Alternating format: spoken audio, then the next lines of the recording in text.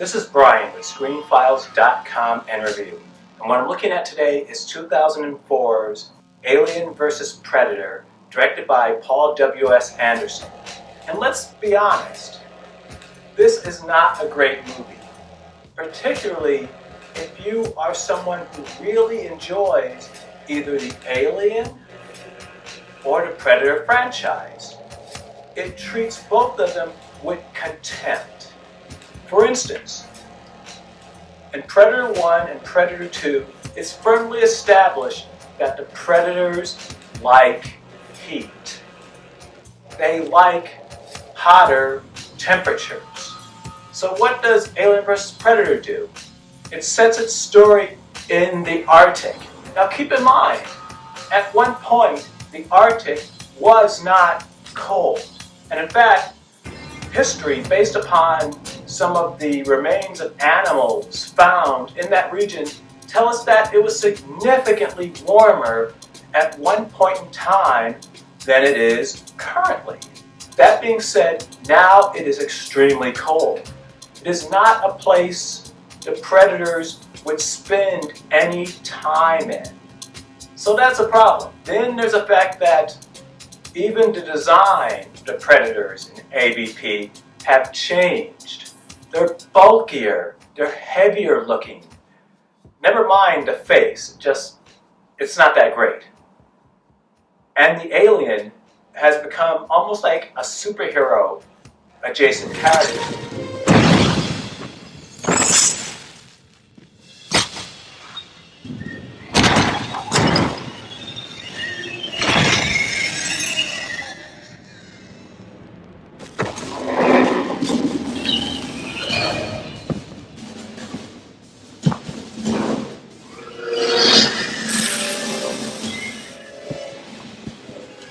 Which is to say, you can throw them into walls and they break the wall.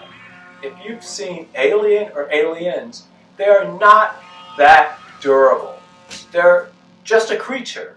They will break. They will not break through walls when tossed against them, particularly stone walls. Paper mache walls, definitely. A stone wall, you have a splattered alien. So that's a problem. That being said, AVP, Alien vs. Predator, is probably, I would argue, the best movie directed by Paul W.S. Anderson.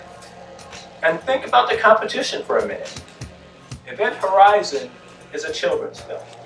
It's infantile in its assumptions and its underlying ideas, in that it treats hell as a place of intense physical violence. That is a child's concept of hell.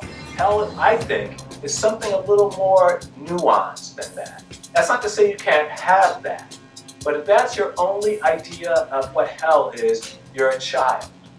So that doesn't particularly work. The less said about his Resident Evil movies, the better. The first one is interesting.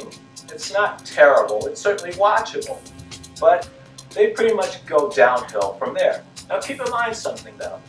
Paul W.S. Anderson movies make money. That's why he continues to be able to do them. That's not the same thing as saying a movie is good. Mediocre and terrible movies make money all the time. That has relatively little bearing on whether or not something is of quality. So, Paul W.S. Anderson is a proficient director in terms of he knows what to do to direct. But, by my reckoning, the biggest problem with his movies is he oftentimes writes them. He is not a writer. It's almost as if you feed ideas into a writing program. You get the most basic, uninspired story you can get. That's pretty much a Paul W.S. Anderson story. He is just not a great writer. Competent director, weak writer. So it's no real shock that AVP is not a good movie in that way. Ridley Scott has been, up to now I believe, the custodian of the Alien franchise, and he does not even like the characters. If Prometheus and Alien Covenant tell us anything, it's that. He does not particularly like these characters, which is why the emphasis of the films, the thrust, is changing more to artificial intelligence. Though the thing is, that doesn't mean to say Paul W.S. Anderson is at all capable of handling either an Alien or a Predator movie, because he clearly isn't. He doesn't seem to either understand or care about the underlying mythology of the characters. But at the same time, you have to keep in mind, there was a rumor, supposedly, that James Cameron had an idea for an Alien versus Predator movie. 20th Century Fox, at the time, because currently it's owned by Disney, rejected James Cameron's take, decided to go with Paul W.S. Anderson. And I suspect that's because he's probably a significantly less demanding director, but also because his movies have a very popcorn sensibility, which I think is more acceptable to people on the whole. In other words, I'm saying Paul W.S. Anderson movies aren't particularly challenging in any way, shape, or form. You kind of sit back and let them wash over you. And so I think they went with him instead of James Cameron, despite James Cameron, because of that reason. And in a way, that's kind of understandable. And besides, look at this opening.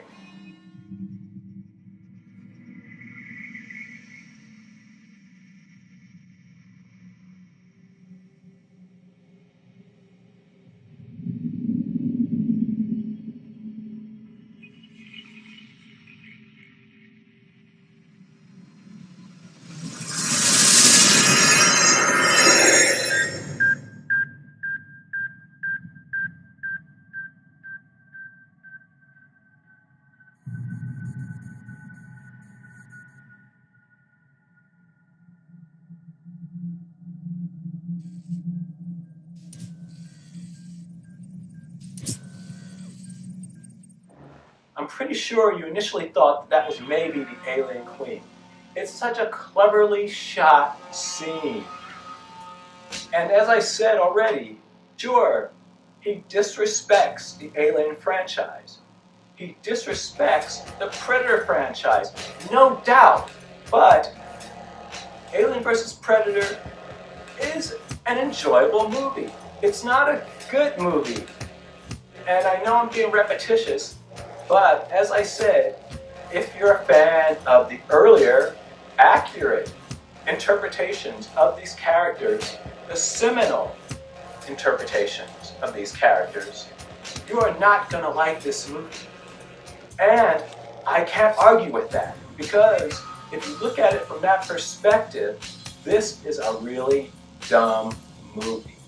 But conversely, if you watch it with the eyes of someone who is not really an Alien or Predator fan, in fact, a casual Aliens or Predator fan, they know of these characters, but they don't know of them with any kind of depth, you probably would enjoy Alien vs. Predator.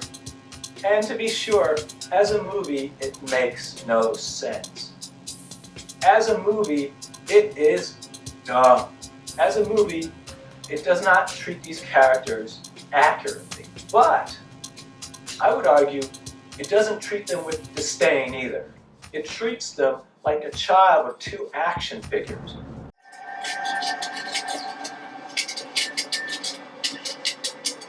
Because that's what children do. And that's what, more often than not, Paul W. Anderson does. So what do you think? This is Brian with ScreenFiles.com and Review. Do you agree, disagree? Let me know down below. And as usual, consider a like or a follow.